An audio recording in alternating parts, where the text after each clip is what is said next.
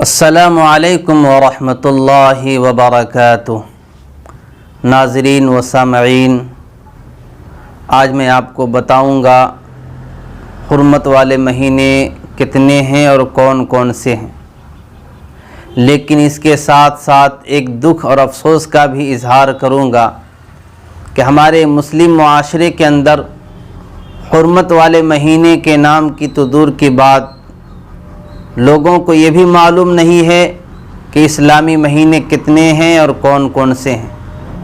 اسلامی مہینوں کے نام تک بھی لوگوں کو یاد نہیں ہے کہ جائے کہ حرمت والے مہینے کتنے ہیں۔ خیر، آج میں آپ کی اس ویڈیو میں یہی بتاؤں گا کہ حرمت والے مہینے کتنے ہیں اور کون کون سے ہیں۔ اس سے پہلے ایک درخواست کروں گا کہ اگر آپ ہمارے چینل میں پہلی بار آئے ہیں تو میرے چینل کو سبسکرائب کریں، ویڈیو پسند آئے تو لائک کریں اور شیئر کریں۔ تو آئیے ناظرین، شروع کرتے ہیں کہ حرمت والے مہینے کتنے ہیں اور کون کون سے ہیں۔ اس کو بتانے سے پہلے میں آپ کو بتا دوں کہ مہینوں کی تعداد اللہ کے نزدیک 12 ہیں۔ مہینوں کی گنتی اللہ کے نزدیک 12 ہیں، جو نوشتہ قدرت میں لکھ دیا گیا ہے، جس کا ثبوت قرآن مقدس کی اس آیت پاک سے ہمیں ملتا ہے، جس کو باری تعالیٰ فرماتا ہے، اعوذ باللہ من الشیطان الرجیم، بسم اللہ الرحمن الرحیم، ان عدت الشہور عند اللہ 12 شہرا فی کتاب اللہ یوم خلق السماوات والأرض منها 4 حرم ذلك الدين القيم فلا تظلموا فيهن أنفسكم وقاتلوا المشركين كافة كما يقاتلونكم كافة واعلموا أن الله مع المتقين۔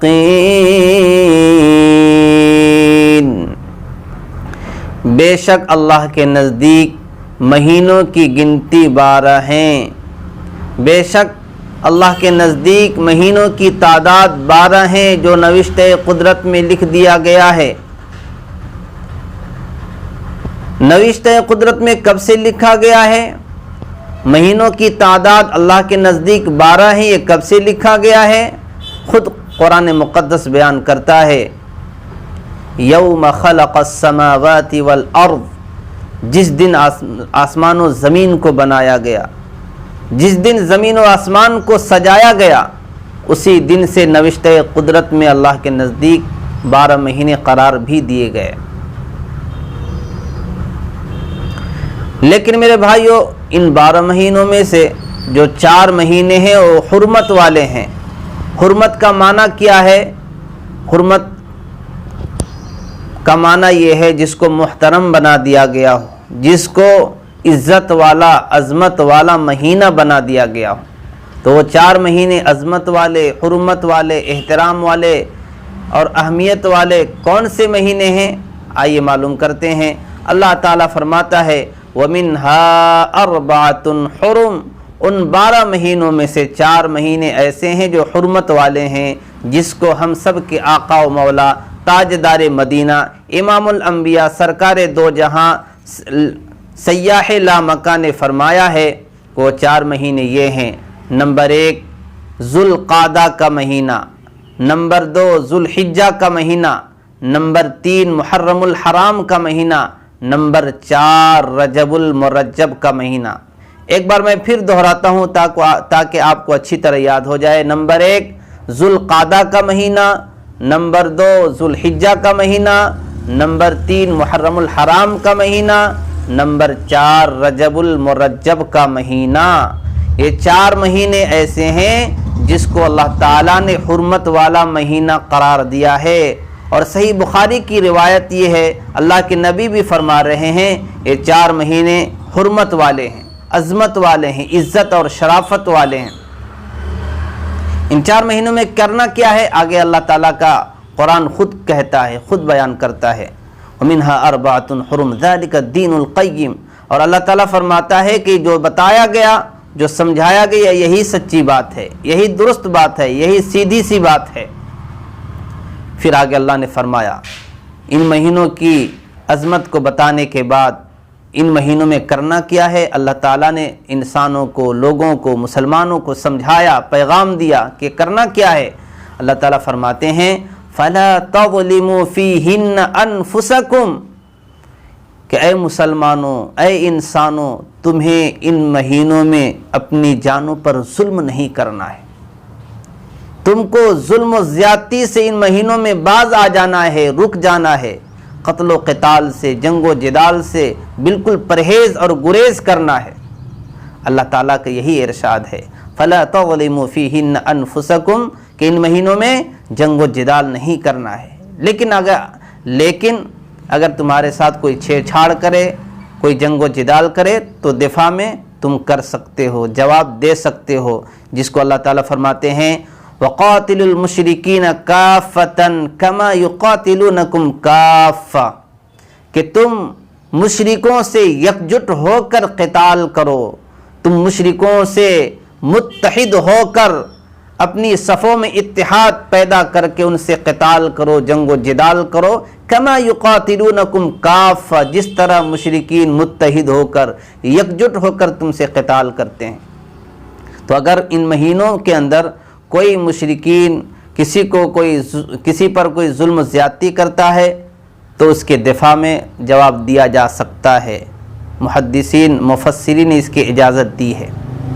پھر آگے اللہ نے فرمایا وَعَلَمُوا، نصیحت فرمائی اللہ تعالیٰ نے، وَعَلَمُوا أَنَّ اللَّهَ مَعَ الْمُتَّقِينَ، اے لوگو جان لو اللہ ڈرنے والوں کے ساتھ ہے، اللہ پرہیزگاروں کے ساتھ ہے، اللہ نیک لوگوں کے ساتھ ہے۔ جو نیک ہوگا، جو متقی ہوگا، جو پرہیزگار ہوگا، جس کے اندر صالحیت ہوگی، اللہ تعالیٰ اسی کا ساتھ دے گا، اللہ اسی کا حامی و ناصر ہوگا۔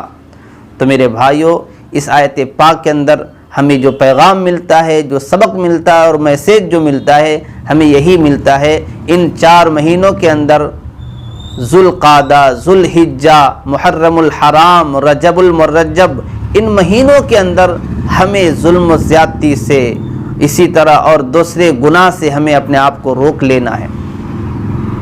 ان مہینوں کے اندر ہمیں اللہ کو یاد کرنا ہے، اللہ کو منانا ہے، اللہ کے کلام کی تلاوت اور اللہ کے کلام کو پڑھنے پڑھانے کا ماحول پیدا کرنا ہے۔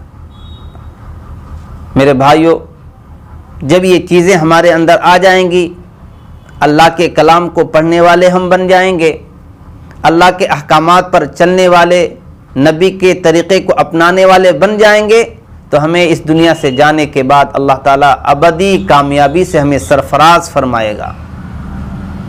اس لیے میرے مسلمان بھائیوں اور ناظرین و حاضرین، آپ سے میں درخواست کرتا ہوں کہ ان مہینوں کی قدر کریں، ان مہینوں کے اندر اپنی جانوں پر ظلم نہ کریں، ظلم و زیادتی سے، فتنہ و فساد سے، لڑائی جھگڑوں سے اپنے آپ کو مکمل دور رکھیں، مکمل دور رکھیں۔ زیادہ سے زیادہ ان مہینوں کے اندر اللہ کی عبادت کریں۔ میرے بھائیو، آج مسلمانوں کو حرمت والا مہینے کے نام بھی معلوم نہیں ہے تو کام کیا معلوم ہوگا؟ اس لیے لوگوں کو، ساتھیوں کو، اپنے گھر والوں کو بتائیں کہ ہم سب حرمت والے مہینوں کے اندر زندگی گزار رہے ہیں۔ یہی وجہ ہے کہ آج ذوالقعدہ کی 13 تاریخ ہے، آج 13ویں تاریخ ہے، لیکن لوگوں کو معلوم تک بھی نہیں ہے۔ آج ہمیں اسلامی مہینوں کی تاریخ بھی معلوم نہیں ہوتی۔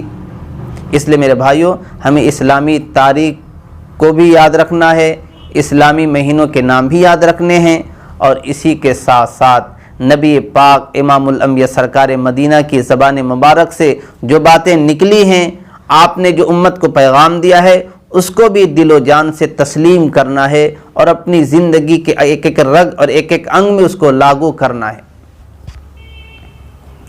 حرمت والا مہینہ، حرمت والا مہینہ، اس کو کیوں کہا گیا آپ کو معلوم ہو گیا، کیونکہ یہ محترم ہے، معظم ہے۔ لیکن ایک سوال پیدا ہوتا ہے، ایک بات ذہن میں سمجھ نہیں آتی، جو بات دل میں کھٹکتی ہے وہ یہ ہے کہ کہ ظلم و زیادتی کرنا، ایک دوسرے پر ظلم کرنا، فتنہ و فساد کرنا حرمت والے مہینے کے علاوہ اور دیگر مہینوں میں بھی تو حرام ہے۔ ظلم و زیادتی کرنا ہر جگہ ہر وقت کسی بھی مہینے میں حرام ہے، لیکن ان مہینوں میں تخصیص کی وجہ کیا ہے؟ میرے بھائیو، تخصیص کی وجہ یہی ہے کہ جو مہینے جتنے عظمت والے ہوتے ہیں، جتنی عزت اور عظمت والے ہوتے ہیں، ان مہینوں کے اندر اگر کوئی گناہ کرتا ہے تو اس کے جرائم بھی اتنے زیادہ سنگین ہو جایا کرتے ہیں، اس کے جرائم بھی بہت بڑھ جایا کرتے ہیں۔ جس طرح حج کے بارے میں اللہ تعالیٰ کا فرمان ہے، الحج اشہر معلومات فمن فرض فیہن الحج فلا رفث ولا فسوق ولا جدال فی الحج۔ اللہ تعالیٰ کا فرمان ہے کہ حج کے مہینے معلوم و معروف ہیں، مشہور ہیں، لوگوں کو معلوم ہے کہ حج کا کون سا مہینہ ہے، لیکن حج کے اندر جن باتوں کی تاکید کی گئی، جن باتوں سے روکا گیا، جن باتوں سے منع کیا گیا، وہ کیا ہے؟ فمن فرض فیہن الحج فلا رفث ولا فسوق ولا جدال۔ اللہ تعالیٰ فرماتا ہے جس نے بھی حج کے احرام کو باندھ لیا تو ایسے لوگوں پر شہوت رانی کی بات کرنا، ایسے لوگوں پر گناہ کے کام کرنا، ایسے لوگوں پر جنگ و جدال کرنا بالکل حرام ہو جایا کرتا ہے۔ حرام تو پہلے سے تھا، لیکن اس کو تاکید کے ساتھ ذکر کر کے یہ بتایا جا رہا ہے کہ یہ بہت ہی متبرک گھڑی ہے، بہت ہی متبرک مقام ہے، یہاں پر اس طرح کے اگر کام ہوں گے تو اس کے جرائم بہت ہی سنگین ہو جائیں گے۔ اس لیے روکا گیا، سمجھایا گیا کہ جو چیز جتنی متبرک ہوتی ہے، جہاں پر جتنا زیادہ ثواب ملتا ہے، اگر وہاں پر جرائم کیے جائیں، گناہ کیے جائیں تو اس کا سزا اتنا زیادہ بھگتنا پڑتا ہے۔ اس لیے میرے بھائیوں، آپ سے درخواست ہے کہ ان حرمت والے مہینے کے اندر اپنے آپ کو اللہ کی عبادت و ریاضت میں امام الانبیاء سرکار مدینہ محمد عربی صلی اللہ علیہ وسلم کی سیرت و صورت کے ساتھ اپنے آپ کو ڈھالنے میں لگائیں، تو انشاءاللہ مرنے کے بعد اللہ کامیابی سے ہمکنار فرمائے گا۔ اللہ تعالی ہمارے اور آپ کے ٹوٹے پھوٹے اعمال کو قبول فرمائے۔ ان باتوں کو خود سنیں اور ساتھیوں اور دوستوں کو بھی سنائیں اور دوستوں تک شیئر کریں۔ انہی باتوں کے ساتھ میں رخصت ہوتا ہوں۔ السلام علیکم ورحمۃ اللہ وبرکاتہ۔